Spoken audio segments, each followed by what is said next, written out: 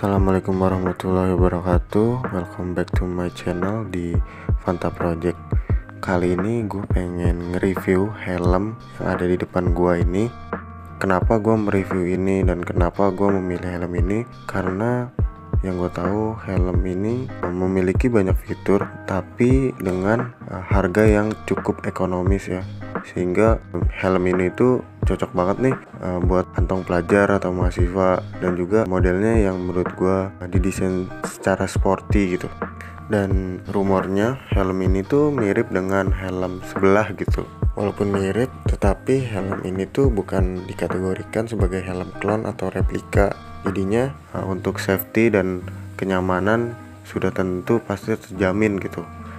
Jadi hal inilah yang membuat gua merekomendasikan dan juga mereview helm buatan Indonesia ini. Tanpa berlama-lama, mari kita bedah helm ini.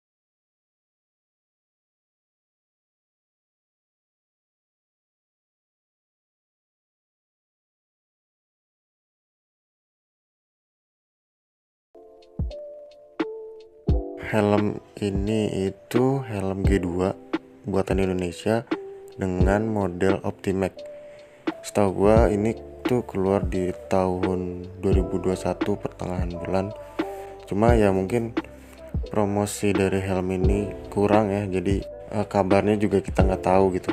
Dan gua tahu pun juga dari beberapa orang yang nge-review gitu. Terus juga helm ini tuh sebenarnya mirip banget dengan helm merek Ing dengan model dinamik ya. Mungkin nggak sama sih, cuma beberapa sekilas mirip lah. Ya kalau dari lihat sih, mulai dari top fan, terus lekukan dan exhaust fan pun juga berubah. Apalagi yang terlihat jelas banget tuh ada quick release dari sun inner visor gitu.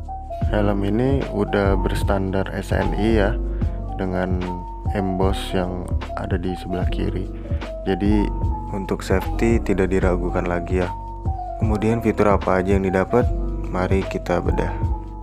Yang paling pertama itu helm ini udah double visor dan juga udah ada quick release-nya sun inner visor. Jadi kita nggak perlu capek-capek gitu untuk nutup atau membuka sun inner visor. Jadi udah cepat lah gitu. Mobilitasnya juga udah tinggi gitu. Lanjut yang kedua yaitu material dari visor utamanya tersebut ya. Menurut gua materialnya bagus ya, dengan harga yang terjangkau. Bisa dilihat tuh ada hard coating dan banyak tuh fiturnya, kayak misalnya anti scratch, berarti anti gores, terus UV protection, impact resistant dari kaca tersebut tuh sampai 3 kilo, dan optical grade, maksudnya tuh kayak view-nya lebih lebar gitu. Dan juga bisa dilihat ada logo SNI. Kemudian selanjutnya ada fitur visor lock. Jadi untuk proses ngebuka dan menutup itu terkunci dengan rapat ya. Dan di sisi sampingnya itu ada penahan visor.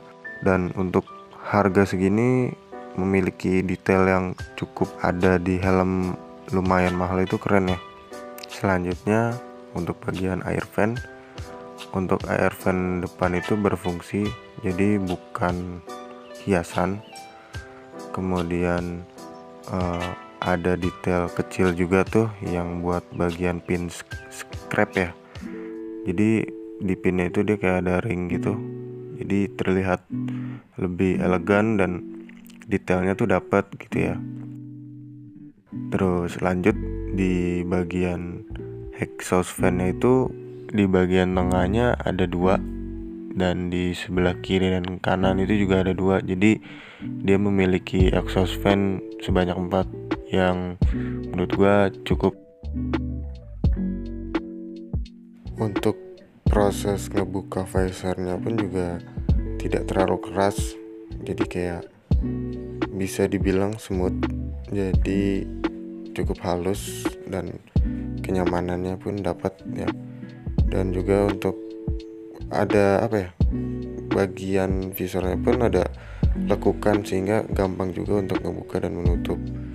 Dan kalau kita lihat lagi untuk ukuran visornya pun dia sedikit lebih panjang daripada visor rata-rata.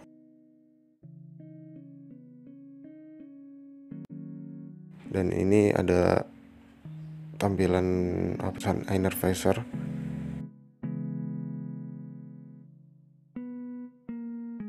Lanjut ke bagian dalam. Di sini untuk bagian cheek pad atau pipi itu dia bisa adjust removable. Jadi bisa dicuci gitu. Dia ada 3 pin kalau nggak salah. Terus untuk busa bagian dalamnya itu bisa di knockdown, jadi bukan dilem. Dan untuk ketebalan busa menurut gua nih cukup tebal ya, bahkan tebal tapi tidak terlalu empuk gitu, kayak masih sedikit keras gitu, tapi nggak mengubah bahwa kenyamanannya itu berkurang. Dan dari segi kelembutan menurut gua lembut, tapi kalau misalnya kita ngebandingin dengan KYT dan Ink, ya mungkin kalau dari KYT dan Ink itu 9 poinnya, tapi kalau ini mungkin 7,5 atau 8 gitu. Dan IPS cell-nya pun juga ada air ventilasi, jadi menandakan bahwa air vent dari fitur ini pun bekerja dengan baik gitu. Untuk busa bagian belakang ini untuk leher tuh dia tebal ya, dan juga dia ada double gitu di bagian lehernya, jadi nggak ada kelonggaran. Dan untuk rongga-rongga kepala pun tertutup dengan rapat. Dan untuk di bagian pengait atau strap dia udah menggunakan fitur micro-lock, jadi lebih cepat. Di situ pun dia ada gantungan buat naruh helm. Dan untuk bahan dari pengaitnya, untuk yang sebelah kiri ini kayaknya dari plastik ABS, tapi yang untuk penguncinya itu bisa dibilang logam ya, karena berat. Oh iya, untuk di bagian ratchetnya pun dia ada fitur quick release, jadi untuk proses ganti visornya pun lebih mudah ya, nggak perlu terlalu kasar atau mencongkel-congkel gitu, jadi aman lah.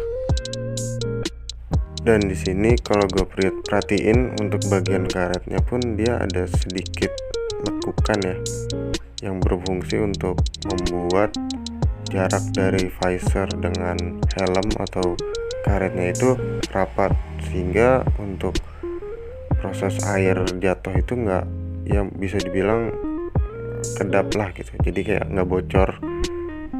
Bisa dilihat tuh kayak rapat banget.